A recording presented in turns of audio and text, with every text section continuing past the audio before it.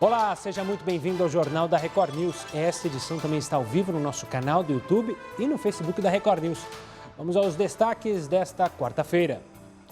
Auxílio emergencial. Câmara dos Deputados aprova a lei para impedir bloqueio judicial ou bancário do benefício para pagamento de dívidas ou prestações. O texto segue agora para análise no Senado. Brasil registra mais de 1.200 mortes por coronavírus nas últimas 24 horas. O número de vítimas desde o início da pandemia passa de 75 mil. São mais de 39.900 novos infectados. Pets ajudam os donos durante a pandemia. Pesquisa mostra que cães e gatos amenizam o sentimento de solidão dos donos durante o período de confinamento. Eleições municipais. Presidente do Tribunal Superior Eleitoral, Luiz Roberto Barroso, decide que a biometria não será necessária nas eleições deste ano. Mudança ainda precisa ser analisada por outros ministros do tribunal.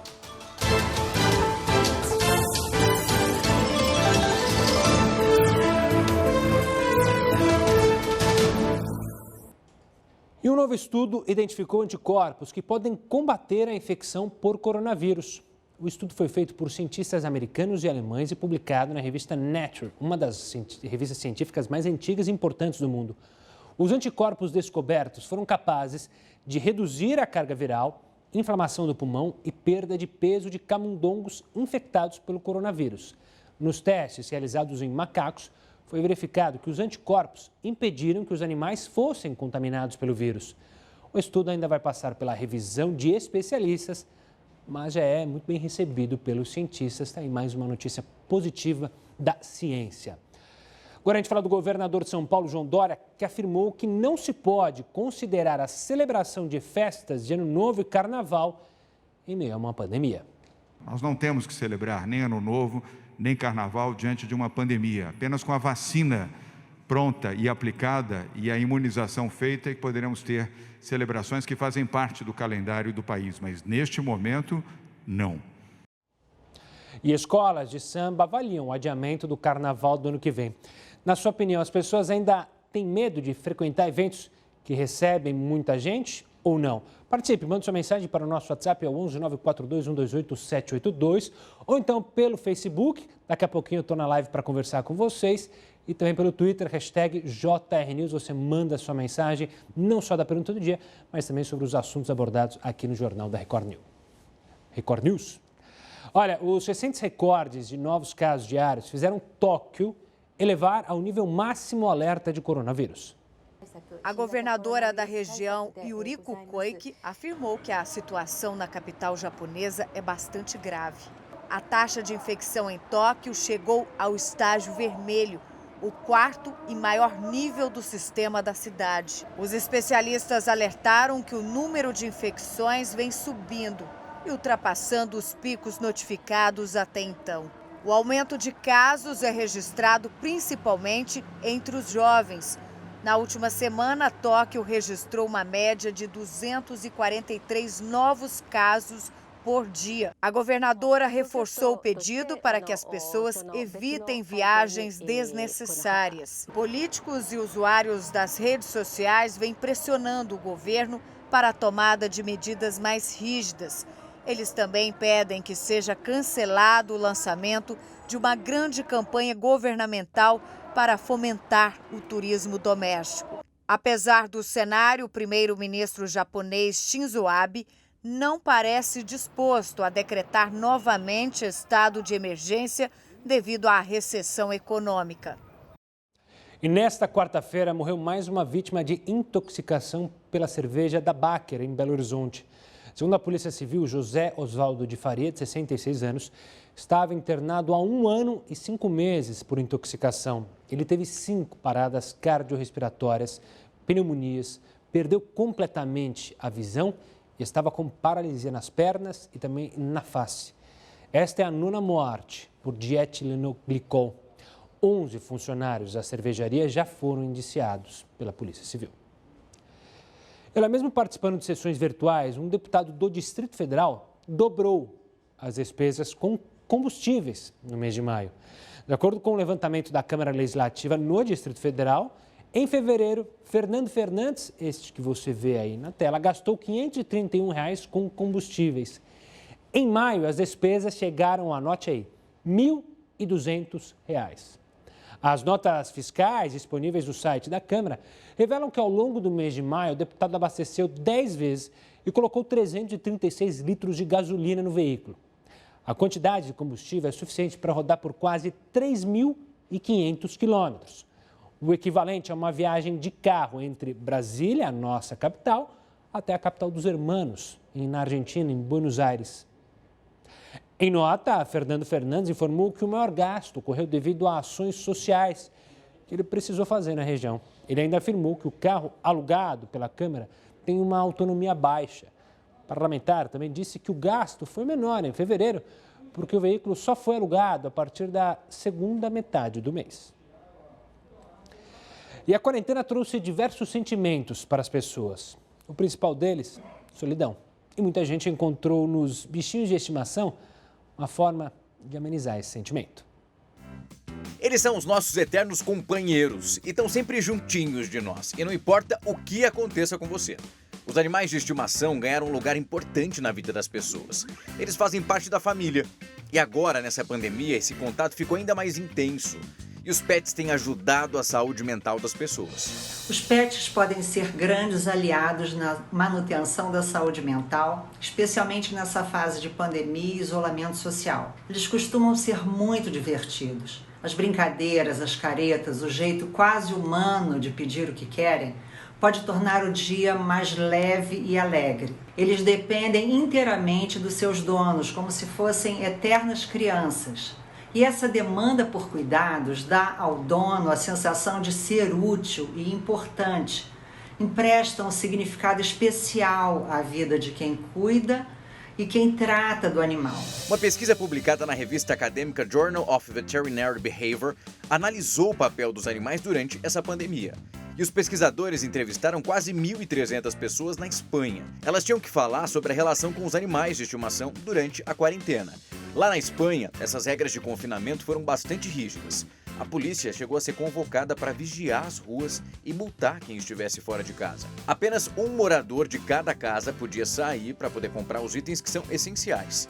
E os donos dos cachorros tinham o direito de passear com os animais, mas em curtos períodos, nada de ficar andando por aí. Os dados foram coletados exatamente nessa época, em que as pessoas já estavam confinadas há mais de 3 semanas. Entre os entrevistados, 794 tinham um ou mais cachorros e 503 um ou mais gatos. Além disso, quase 75% deles viviam em apartamentos. Entre todas essas pessoas, a maioria afirmou que os animais ajudaram a lidar com esse período de confinamento e concluiu que durante o surto do coronavírus, a relação que as pessoas têm com os cães e os gatos ajudou a compensar essa falta de interações sociais. Eles acionam realmente o que nós temos de melhor internamente, que é a doçura, a lealdade e o afeto desinteressado. Dessa forma, fica mais do que comprovado, viu, que os animais de estimação fazem muito bem para a vida dos humanos. Eu sou fã dos animais, tenho meu cachorrinho lá em casa, também que apronta às vezes, mas me deixa muito feliz. Mas vamos chamar alguém aqui que também adora ter animais de estimação. Eu vou falar com o Heródoto Barbeiro, que tem o Faísca, que também, claro, tem feito companhia para o Heródoto. O Heródoto vai falar sobre a indústria farmacêutica, que também trouxe uma ótima notícia. Está na última fase de testes de uma vacina contra o coronavírus. O Heródoto vai falar sobre esse tema. Antes eu dou uma boa noite. Para ele, pergunto também, a gente mostrou na reportagem, né, do benefício dos animais na nossa vida. Você também, obviamente, concorda, né, Heródoto, que os animais fazem um bem danado, principalmente para as pessoas nesse momento, né? Olá, Gustavo, claro, faz realmente um bem danado. Às vezes eles não fazem tão bem, sabe por quê? Eles sobem na cama da gente, pô. Você tá dormindo, aí vem a Nanai, que é uma cachorrinha enorme, de 70 quilos, ela pula na cama da gente. Ou então eu tô aqui de manhã trabalhando no laptop, vem a Lola, que é a gatinha, sobe também. Enfim, fazem parte. Agora, uma coisa curiosa, Gustavo, é o seguinte, toda vez que a gente está falando sobre coronavírus, parece que a gente está falando sobre economia. Por que razão? Você citou aí agora, mais uma vez, o laboratório chamado Moderna, que tenho citado aqui, é provável que esse laboratório ele seja o primeiro a colocar no mundo a sua vacina. E por que estou falando isso? Porque quando eles hoje divulgaram que 45 pessoas que foram imunizadas apresentaram resultados favoráveis, hoje, a ação dessa empresa no mundo, ela subiu 9,5%.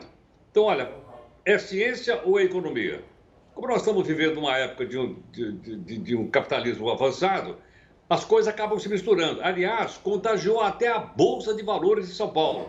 Uma notícia também interessante. Em março, a Bolsa de Valores de São Paulo bateu o recorde com 103 mil pontos. Hoje, ela chegou a 102 mil pontos. Você vai dizer, qual é a relação? A relação é a notícia que teve lá fora, da empresa, da Moderna, subiu 9,5% a ação lá fora, também mexeu com as ações aqui na Bolsa Brasileira. Para você ter uma ideia como uma coisa está ligada à outra. Não só a economia e a medicina, mas também como a economia de uma forma global, porque afinal de contas ela é uma empresa americana, certamente ela vai vender primeiro as vacinas nos Estados Unidos e depois ela vai vender aqui no Brasil. Mas tem uma outra coisa curiosa também, em relação ainda às pessoas ganharem dinheiro com a pandemia. Gustavo, a gente tem aí um videozinho para mostrar de uma máscara que eles estão dizendo para usar no avião ou não? Temos sim. Então vamos mostrar como é que é essa máscara aí. Já está aí. Eu gostaria de saber se você vai apresentar o jornal toda noite com essa máscara que nós vamos mostrar aí, ó. O que você acha? Poxa, eu achei bacana, hein? Achei meio futurístico. Eu acho que ia ficar legal numa máscara zona dessa. Tomara que não seja tão pesada. Não parece que mas... Ela é pesada no bolso, viu? Quanto? Ela não é baratinha, não. Ela é muito cara. A empresa que está lançando essa máscara está dizendo o seguinte, que ela vai custar uma grana preta, porque ela protege a pessoa de qualquer jeito. Aí você pode entrar no avião para fazer uma viagem internacional, quando você está num ambiente fechado, põe essa máscara aí e você vai estar livre da contaminação do coronavírus. Pelo menos é o que eles estão dizendo. Mas, de qualquer forma, como uma coisa está ligada à outra, a economia está ligada à doença, é provável que eles estão fazendo isso aí, Gustavo, para ganhar uma grana preta em cima. Nós vamos acompanhar. É claro. Me lembrou os orelhões de antigamente. Essa capa zona, parece um orelhãozão que tinha nas ruas aqui das cidades. Me lembrou muito. Gustavo, explica para a moçada aí o que é orelhão, porque a moçada não sabe o que é isso não, hein? Pois é, o pessoal não sabe que tinha que botar ficha para fazer telefonema, para fazer ligação a cobrar. Hoje em dia, todo mundo com o celular. O Heroto volta daqui a pouquinho aqui com a gente no Jornal da Record News. Mas antigamente tinha que usar o orelhão, pegar a ficha, colocar, aí faltava tempo para acabar a conversa, aí tinha que cair. Era uma dureza danada. Bom, vamos falar do comércio aqui de São Paulo, que obviamente, assim como de outras cidades, está sofrendo com as consequências do fechamento durante o combate à Covid-19. Os lojistas afirmam que mesmo depois da reabertura, o faturamento caiu 90% em relação ao período pré-pandemia. As informações são da Associação Brasileira de Lojistas de Shopping Centers. Você lembra do ex-ministro Gedel Vieira Lima? É aquele que tinha diversas malas repletas de dinheiro num bunker dentro de um apartamento lá em Salvador, na Bahia. Ele, que deveria cumprir pena de mais de 14 anos, foi cumprir a prisão em casa. Você vai entender o motivo disso no próximo bloco. Eu te espero agora nas nossas redes sociais.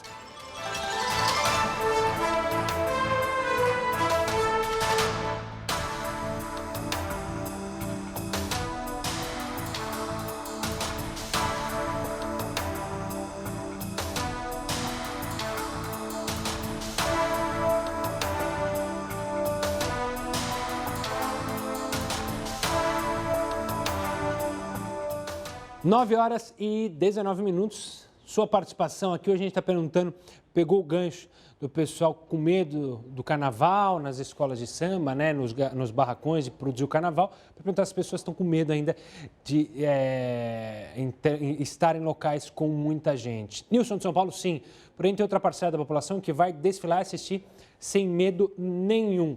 Essa é a opinião do Nilson, já direcionada ao carnaval. Valeu, Nilson, obrigado pela participação. Agora a gente vai até Maceió para falar com o Walter. O Walter diz o seguinte, olha, não, as pessoas não têm medo, é só ver pelos bailes e pela lotação nas praias que já foram liberadas. É verdade, tem muita gente que não está se importando de fato, está tranquilão. Walter, obrigado pela participação, ele que é de Maceió. A Ângela de Curitiba diz o seguinte, olha, as pessoas que têm consciência ainda sentem medo. Mas quem é sem noção, pouco se importa com a sua vida e com a dos outros. Pois é, Angela, infelizmente, obrigado pela participação. Ela que mandou mensagem para o nosso WhatsApp, você também pode fazer o mesmo. Ricardo de Recife, com certeza, acho que as pessoas vão se prevenir, os turistas nem devem comparecer. Também o Ricardo falando do carnaval, uma preocupação que está atingindo, claro, ele está falando de Recife, que tem um dos maiores carnavais do Brasil, tem o Galo da Madrugada, que é um bloco gigantesco, o maior bloco de carnaval de rua, tem as brigas aí de quem tem mais, né? Mas o Galo da Madrugada, pelo menos, é um dos mais folclóricos e fortes lá de Pernambuco. A Ana, de Campinas, diz o seguinte, olha, acho que nem devem adiar o carnaval e outros eventos para evitar aglomerações. Só estaremos tranquilos após a vacina. Acho que devem adiar o carnaval, só estaremos tranquilos após a vacina. E é o que chama atenção, Ana, e acho que vocês aí de casa também, é que chama atenção essa preocupação antecipada. Normalmente, a gente deixa tudo para a última hora, né? Muita gente criticou e a gente, claro, falou sobre isso, que já devia ter cancelado o carnaval deste ano, quando começaram as informações sobre a pandemia, mas não o fizemos. E agora, tomando uma iniciativa bem antes do carnaval, ou seja, é algo que é importante, né? Não dá para esperar. Chegar o carnaval, vamos cancelar. Então, já se discutiu isso bem antes. A Eliane de Vila Velha disse, olha, o povo deveria, mas infelizmente não tem nenhum pingo de medo. Como a Eliane falou, a gente mostrou aqui também, já mostrei no Link News, quantas vezes a gente mostra reportagem de pessoas fazendo festa, e isso em diversas classes sociais. Ou seja, desde quem tem muito dinheiro, com festas em condomínios particulares, até em classes mais baixas, com os famosos pancadões. Então, o desrespeito é de toda a classe etária, é de classe social. Em 20 segundos a gente está de volta na TV.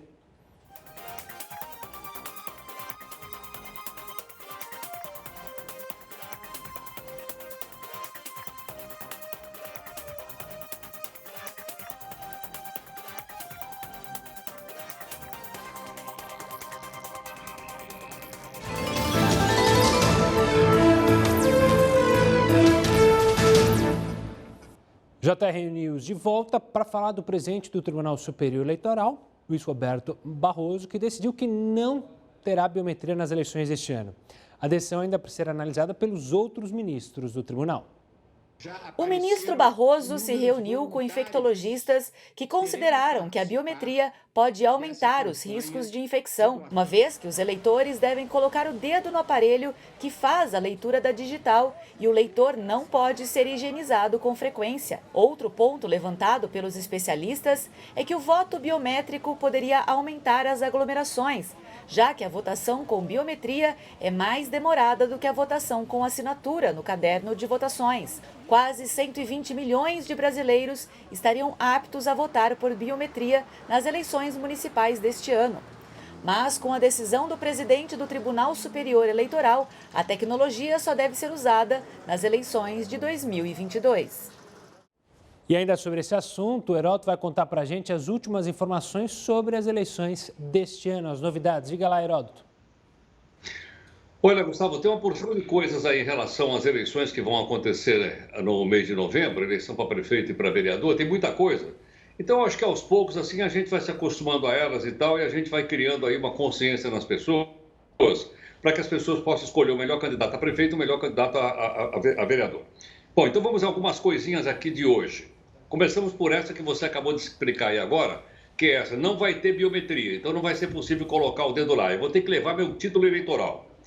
Tem pessoas que já estão no celular, eu, por exemplo, tenho no meu celular esse e-título. É facinho, você entra lá no tribunal, baixa o aplicativo e coloca o e-título no seu celular. Eu tenho lá no meu. Mas sem biometria, você é obrigado também então a levar a minha identificação. Detalhe, as eleições mudaram de data.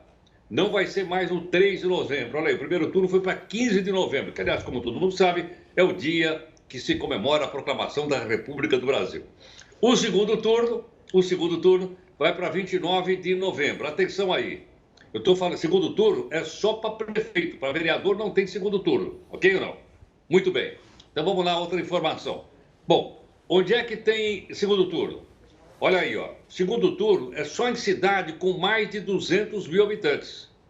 Com cidades menores, só tem um turno. Ganhou, levou. Você tem uma ideia, essa eleição de novembro agora, ela vai movimentar uma quantidade gigantesca de pessoas. Dá uma olhadinha aí lá. 153 milhões de pessoas, 153 milhões de pessoas vão estar moralmente, eu nem vou falar legalmente também, mas moralmente importantes para escolher o melhor candidato a prefeito, o melhor candidato, então, a vereador. 153 milhões. A nossa população é de 210. Por aí você vê que nós temos uma quantidade imensa de pessoas capazes de decidir sobre o destino da nossa cidade na mão do prefeito e na mão do vereador. Bom, agora sim, virando então a outra informação aqui. Qual é? Eleições municipais. Quem pode ser candidato a prefeito? Qualquer pessoa que tiver o gozo das suas prerrogativas políticas, mas tem idade mínima. Idade mínima para ser prefeito, 21 anos. Idade mínima para ser vereador, 18 anos. Ok? Então você pode ter gente muito jovem na prefeitura e pode ter gente também muito jovem na Câmara Municipal. Tá certo? E a gente espera, logicamente, que as pessoas escolham aí os melhores. Então essas são algumas informações importantes para que a gente possa chegar bem municiado na eleição. Outro detalhe que eu queria rapidamente dizer para você é o seguinte. Não tem mais coligação para eleger vereador, hein? O partido vai ter que ter voto. Sabe por quê, Gustavo? Você lembra da coligação? A coligação criava um efeito chamado efeito tiririca. Você lembra do efeito tiririca? Lembro, que puxava um monte de gente que não tinha voto nenhum. E aí depois olhava para nossa cara e dizia assim, enganei vocês. É ou não é? É. E o cara recebeu mais de 1 milhão de votos. Eu não acho eu não acho um cidadão que me diga que votou no tiririca. O cara foi eleito e sumiu, desapareceu. Então não tem mais coligação. Tá certo? Não tem mais coligação para a área para vereador. Então, com isso, provavelmente a gente vai ter uma renovação melhor na Câmara Municipal. E só para informar, a última questãozinha. Quantos candidatos o meu partido, seja lá qual for, pode ter para a eleição de novembro? Ele pode ter 1,5 vezes o número de vagas da Câmara Municipal. Então, se a Câmara Municipal tem 10 vereadores, ele pode apresentar até 15 candidatos. Quer dizer, só 15, um partido. Como são mais de 30 partidos, você vê que vai ter uma quantidade imensa de gente batendo na nossa porta, ou no nosso celular, ou no nosso computador, pedindo voto. E a nós cabe, digo mais uma vez, escolher os melhores. Tem outras informações, mas isso vai ficar para uma outra oportunidade, viu, Gustavo? Boa, a gente ainda tem tempo para falar bastante de eleição. Como o Heródoto disse, desse ano acontece em novembro. O Heródoto volta ainda conosco aqui no JR News. Eu lembro também da eleição, da hashtag que o Heródoto mesmo levantou, a nossa equipe levanta, salário de professor igual ao de vereador. Vamos falar do ex-ministro Gedel Vieira Lima, lembra dele? Pois então, deixou a prisão nesta quarta-feira para cumprir prisão domiciliar. O Supremo Tribunal Federal autorizou a ida de Gedel para casa depois de um pedido da defesa do ex-ministro. Os advogados alegam que ele está com problemas de saúde e corre riscos por causa da pandemia do coronavírus. Dias Toffoli considerou que o agravamento do estado geral de saúde de Gedel, com risco real de morte reconhecido, justificava a medida. Gedel foi preso preventivamente em 2017 após a Polícia Federal apreender aproximadamente 51 milhões de reais em dinheiro em um apartamento em Salvador que pertencia a ele. O ex-ministro foi condenado a 14 anos e 10 meses de prisão por organização criminosa e lavagem de dinheiro. E a Câmara dos Deputados aprovou um projeto de lei para impedir o bloqueio judicial ou bancário do auxílio emergencial de R$ 600. Isso não vale para as dívidas de pensão alimentícia, que permite, então, o bloqueio de até 50% do valor do benefício. Agora, o texto segue para análise dos senadores.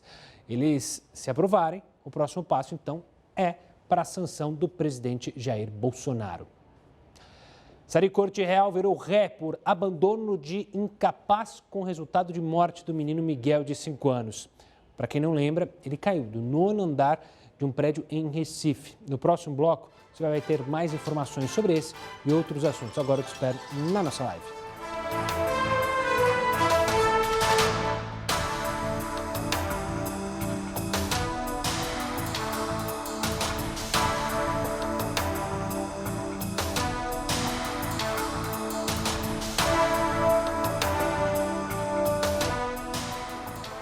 Estamos de volta agora com a sua participação no WhatsApp. Eu não participei no Facebook, então vou correr no WhatsApp agora. Faz bem adiar sim, até porque eu acredito que a disseminação do coronavírus no Brasil começou no Carnaval, como eu tinha mencionado no outro intervalo. Valeu, Tony, obrigado pela participação. Matheus de São Paulo, a população está dividida. Muitos têm medo das aglomerações e seguem em quarentena, mas outros não. Pois é, Matheus, obrigado pela participação. Ricardo de Floripa diz, a maioria tem medo, mas infelizmente ainda temos uma boa parcela sem noção do perigo. Obrigado pela participação. Maria de Belo Horizonte diz, na minha opinião, o Carnaval deveria dar um tempo e esperar a vacina chegar. A aglomeração ainda não é aconselhável. Essa é a opinião da Maria. Obrigado pela participação da Maria. O José, do Rio de Janeiro, diz, acho que está meio a meio. Uma parte das pessoas tem medo e outra não. Tá aí, obrigado pela participação, José.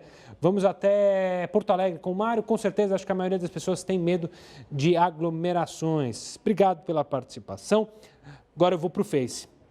No Face, tem a Lisete falando, ô Gustavo, você lembra do orelhão? Você é tão novo. Eu sim usei, comprava ficha na banca de revista. Pois é, não sou tão novo assim. Mas eu usei muito orelhão para ligar para minha mãe, para me buscar no shopping, porque antigamente, quando os pais deixavam os filhos para ir alguma coisa, né, Bizão? Tinha que ligar pelo orelhão, não dava para ligar para o celular e tal. Aí depois veio do orelhão, como é o nome daquele... Não... Tem o cartão também, mas eu lembro que também criaram para as comunicações o BIP, esse que eu queria lembrar, Pager, né? Tinha muita gente que usava o Pager. Obrigado pela participação. Aninha Miranda, ó o Bizão sempre dando os conselhos aqui, o Bizão, o seu Carlos ali atrás, todo mundo de máscara aqui, ó. Distanciamento social e máscara aqui na Record News. Ó, o Cícero Lopes, recado para o Heródoto, falou que votou no Tiririca. Ele é de Ribeirão Preto. A Ivânia Mena mandando uma boa noite a todos lá de Maceió. A Ana Lúcia diz, gente, absurdo, não sei qual é o absurdo, mas está aqui registrado. Lá de Ipatinga, o Lauro Alves Silva mandando mensagem, está dizendo que está ligadão aqui no Rio de Janeiro.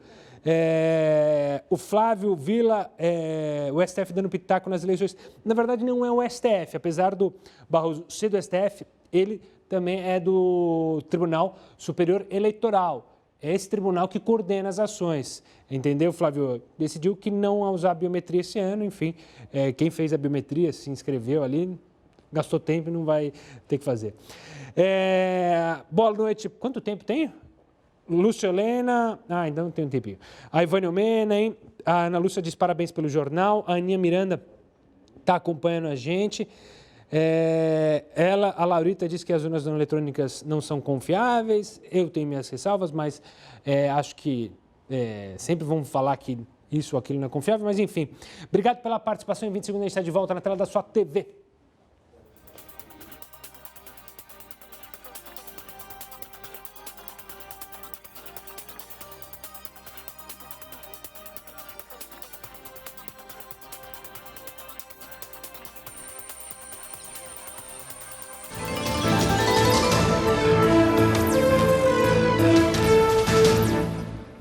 Estamos de volta para falar de pesquisadores que encontraram um possível tratamento contra o coronavírus desenvolvido com sangue de lhamas. O experimento pode começar a ser usado em testes clínicos dentro de alguns meses. Veja na reportagem mais detalhes. Cientistas do Instituto Rosalind Franklin, no Reino Unido, usaram anticorpos de lhamas para criar uma terapia que reforça a imunidade e que pode combater a Covid-19. Os anticorpos fazem parte do que é conhecido como sistema imunológico adaptativo. Eles são moléculas que basicamente se transformam em resposta a vírus ou então bactérias. De acordo com o estudo, os anticorpos de lhamas são relativamente pequenos e muito mais simples do que os anticorpos do sangue humano. E por conta do tamanho e da estrutura, eles podem ser reformulados em laboratórios. Já existem algumas evidências de que o sangue rico em anticorpos, coletado de pessoas que se recuperaram recentemente do coronavírus, poderiam ser usados como tratamento da doença. Mas o principal diferencial dessa terapia imunológica com anticorpos de lhamas é que os cientistas podem produzir anticorpos específicos para a Covid-19, isso de acordo com o quanto cada pessoa precisa. Os pesquisadores estão otimistas com essa descoberta e pretendem fazer experimentos com os animais até o fim deste ano. Por falar em animais, o tráfico de animais movimenta milhões no Brasil. O Heródoto vai explicar para a gente o motivo desse tipo de crime continuar acontecendo com tanta frequência. Diga lá, Heródoto. Ô, Gustavo, você se lembra que nós mostramos aqui no jornal o caso daquele cidadão que tinha uma cobra, que é uma naja, Sim. E foi picado por uma naja. Lembra disso, né? Claro. Bom, ela não é um animal nativo do Brasil, ela é nativa da Índia. Como é que ela chegou aqui? Tráfico internacional. Sabe o que eu estive olhando também? Eu não sabia que em Brasília foi preso 2 tubarões. Mas foi no Congresso? Não. Eram 2 tubarões mesmo. O cidadão criava tubarão numa piscina lá em Brasília. É brincadeira ou não? Agora você vai dizer, então, tráfico tem influência econômica? Tem projeto econômico? Tem. Vamos dar uma olhadinha aí, quanto vale o tráfico de animais no Brasil. Olha a quantidade de grana, 20 bilhões de dólares. Não é de reais, não. 20 bilhões de dólares. Para você ter uma ideia da quantidade de animais exóticos que são trazidos para o Brasil e os nativos brasileiros levados para fora. Quando a gente fala em tráfico, dá para a gente ter uma ideia, a gente associa com outras coisas. Olha lá, o maior tráfico do mundo é o de drogas. O segundo maior tráfico do mundo, de armas. E o terceiro, por incrível que pareça, é de animais. Por aí você veja aquela quantia de dinheiro que eu falei agora há pouco. Tráfico mundial. Bom, agora você pergunta o seguinte, por que isso acontece? Por que as pessoas vão atrás desse tipo de animais? Principais vítimas. Caso brasileiro. Aves, tem gente que cria passarinho, cria uma opção de coisa que não pode. Tem que denunciar. Saruê. Gustavo, saruê para mim é o chamado gambá. O pessoal também chama de saruê. Eu não sabia que tinha tráfico de saruê, sinceramente. É o segundo maior. E o terceiro é que o pessoal também cria cobra. Gosta, adora criar uma cobra. E teve no Rio de Janeiro recentemente um cara lá com 3 ou 4 delas no apartamento.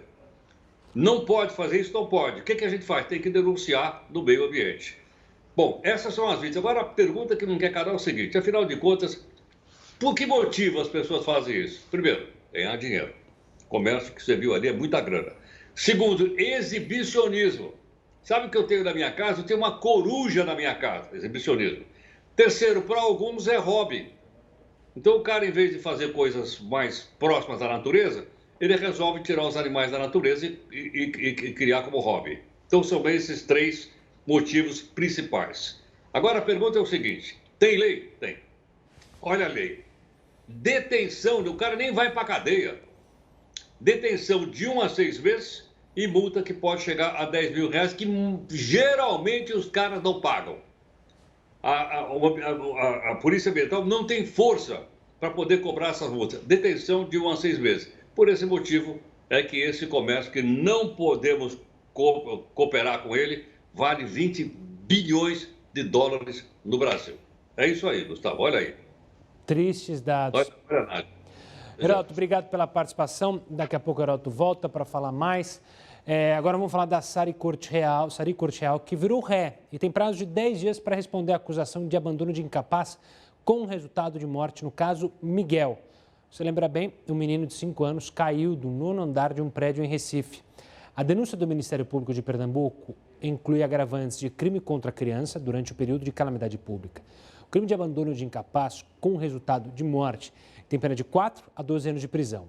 Neste caso, com os agravantes, a ré poderá pegar a pena máxima, caso seja condenada. Cientistas da Fiocruz identificaram pelo menos 6 tipos de coronavírus que circulam no Brasil entre fevereiro e abril. De acordo com os pesquisadores, o fato de haver vários vírus em circulação não implica em possibilidade de reinfecção por pessoas já afetadas pela Covid-19. Vou explicar melhor isso para vocês no próximo bloco.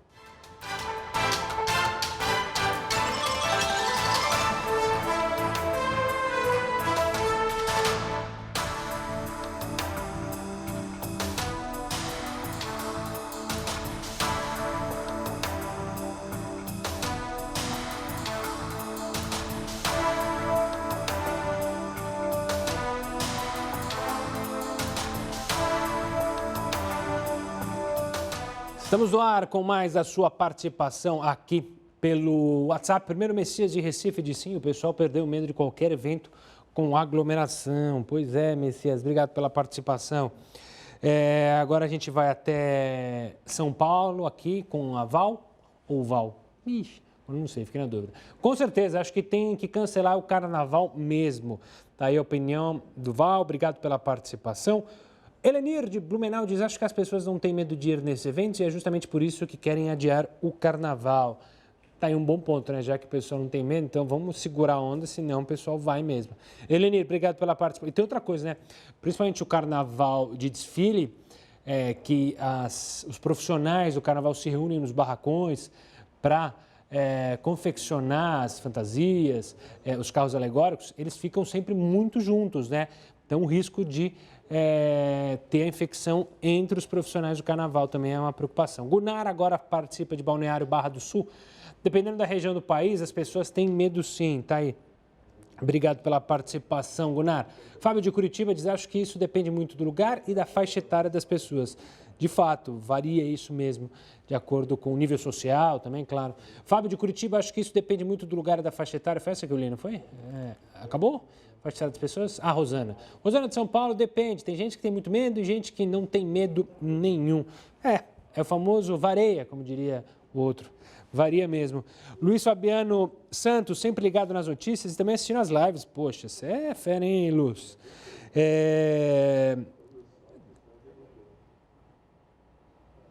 Ele falando do auxílio emergência. A Silvia Regina disse, seu comentário sumiu? Oxe, vamos atrás do comentário da Silvia. Manda de novo que eu leio aqui, Silvia. Jane Santana mandando um boa noite. O nosso querido Urbano Filho, que mora aqui pertinho de São Paulo, capital, em Cotia, na Grande São Paulo, mandando boa noite e acompanhando. A Ana Lúcia brava com a questão dos animais, né? É triste, né? Ela bem revoltada com isso. Concordo com você, essa revolta. A gente tem mais um minuto, ainda dá para eu conversar com a Lisete, que está dando risada, o Cícero Lopes, que diz que não tinha nem que ter carnaval. Ele que é de Ribeirão Preto, aqui, interior de São Paulo. Teve confusão, aliás, em Ribeirão Preto com o prefeito, né, Cícero? Sandra faz um questionamento, né? Quantos vírus se multiplicaram no carnaval? Com certeza vários, né? Porque essa movimentação de estrangeiros, porque o vírus chegou pelo aeroporto, né? Como a gente fala. Então, isso deu muito, possivelmente espalhou muito durante o carnaval.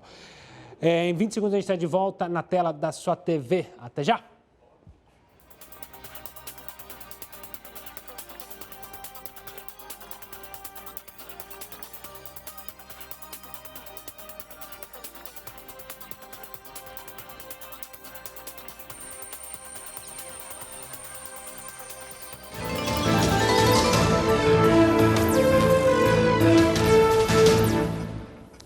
Estamos de volta para falar que hackers invadiram perfis de famosos no Twitter para aplicar golpes. Isso aconteceu nesta quarta-feira.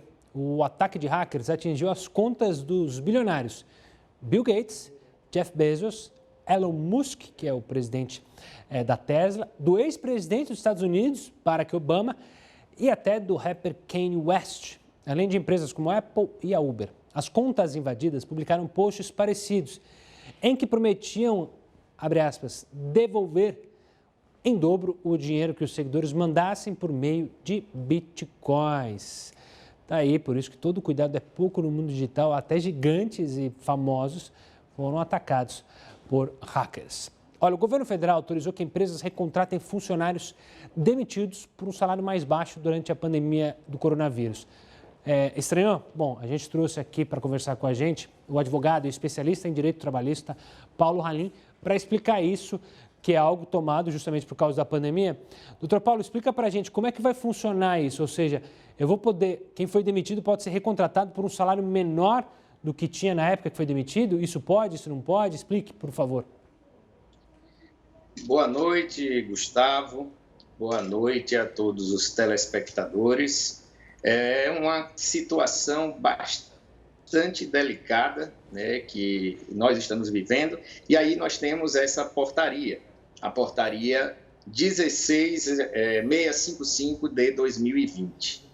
Essa portaria ela diz o seguinte, que realmente é possível, né, a recontratação dos empregados nesse período de pandemia, mesmo que essa recontratação seja inferior a 90 dias da dispensa. Então, o que é que acontece?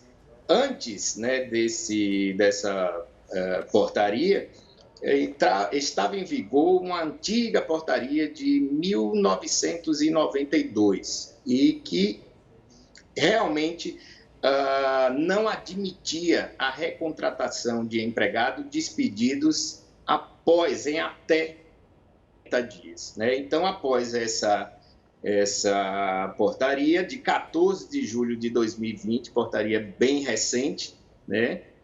É possível essa recontratação desses trabalhadores desde que seja mantido os mesmos direitos, a não ser que haja norma coletiva. Se houver norma coletiva, aí sim é possível recontratar com outros direitos. E aí é que está a questão. Esses outros direitos, nessa situação, é possível recontratar um empregado com salário inferior ou até mesmo com benefícios inferiores, como, por exemplo, um plano de saúde inferior, como, por exemplo, um auxílio alimentação inferior que venha a ser retirado, né, com essa norma coletiva, certo? Então, esse é o questionamento. Se efetivamente poderá vir a recontratar com salários inferiores. Veja, na verdade, a portaria ela não proíbe, mas os casos de fraude, eles devem ser coibidos sim. O grande problema, Gustavo, e o grande problema mesmo, é se é possível uma portaria do Ministério do Trabalho, Ministério da Economia hoje, né? Se é possível uma portaria do Ministério da Economia legislar. Esse é o grande porém, né?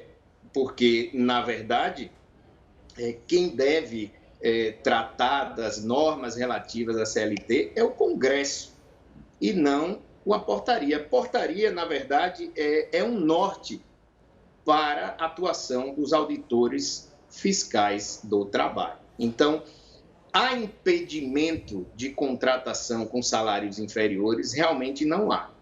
Mas, se a empresa agir fraudulentamente, ela pode ser responsabilizada. Doutor Paulo. Então, um exemplo simples. Eu despedi o empregado, e é importante ressaltar que a portaria ela é válida retroagindo a partir de 20 de março de 2020, né, data que foi estabelecida aí o decreto em que temos aí essa questão da calamidade pública em relação à pandemia.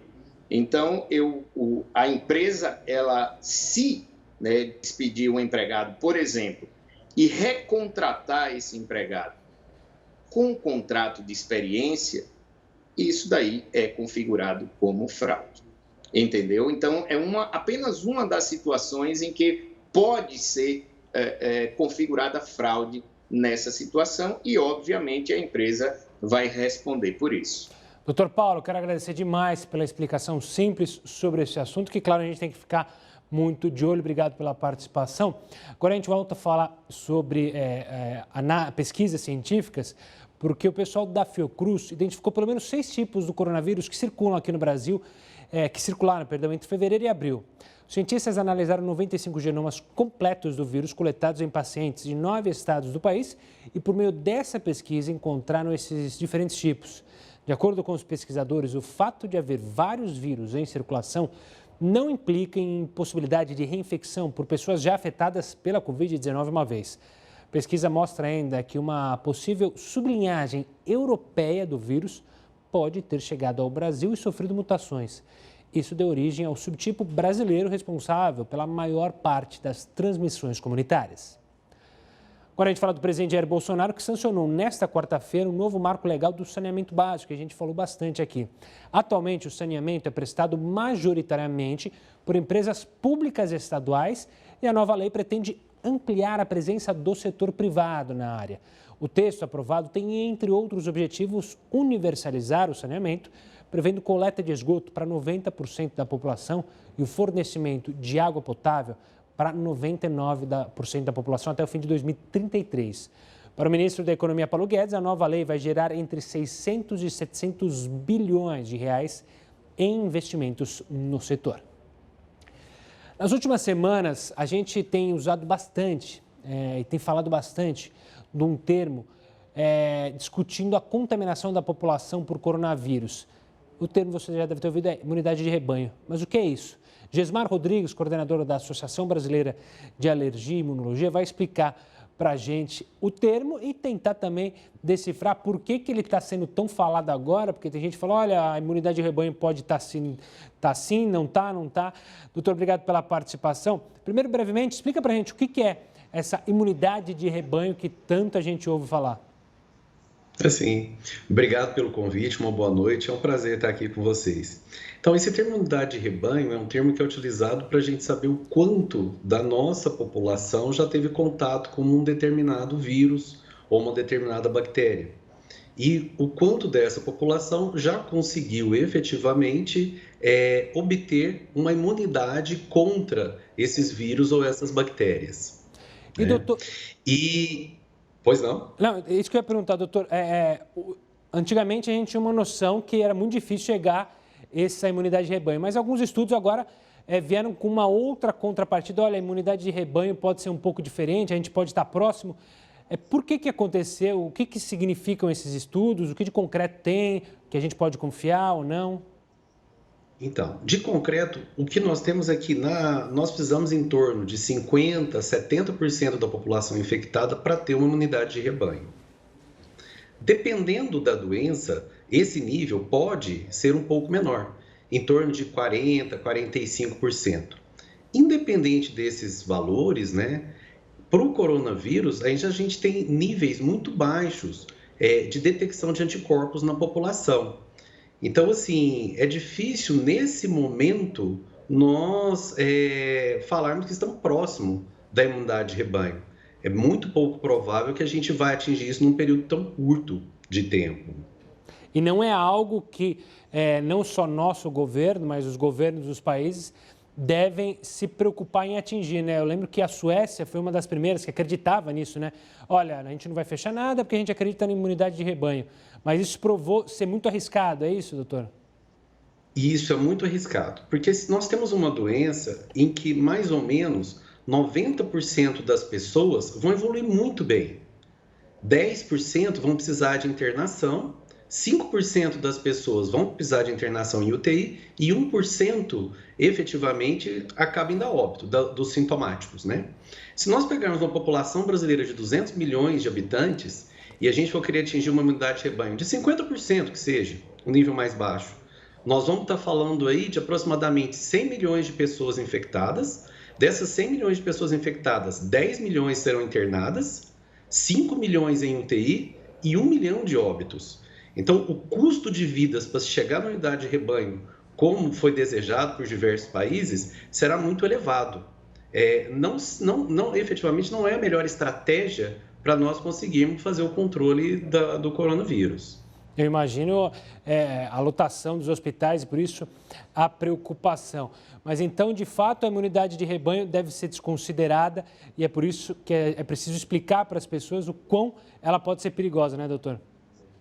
Exatamente, porque a população atingida é muito grande e a mortalidade, o custo em vidas é muito alto.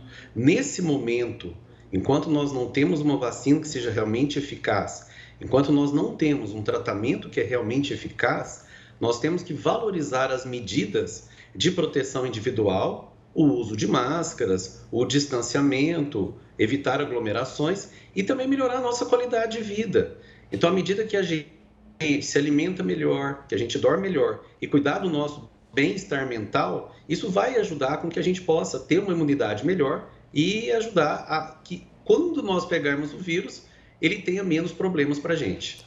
Doutor, quero agradecer demais a sua participação e sua explicação sobre esse tema para você entender aí em casa o que é essa imunidade rebanho. Obrigado pela participação. Doutor, agora a gente fala da China, que afirmou nesta quarta-feira que o Reino Unido vai pagar um preço por banir a Huawei da rede de internet 5G. Veja só.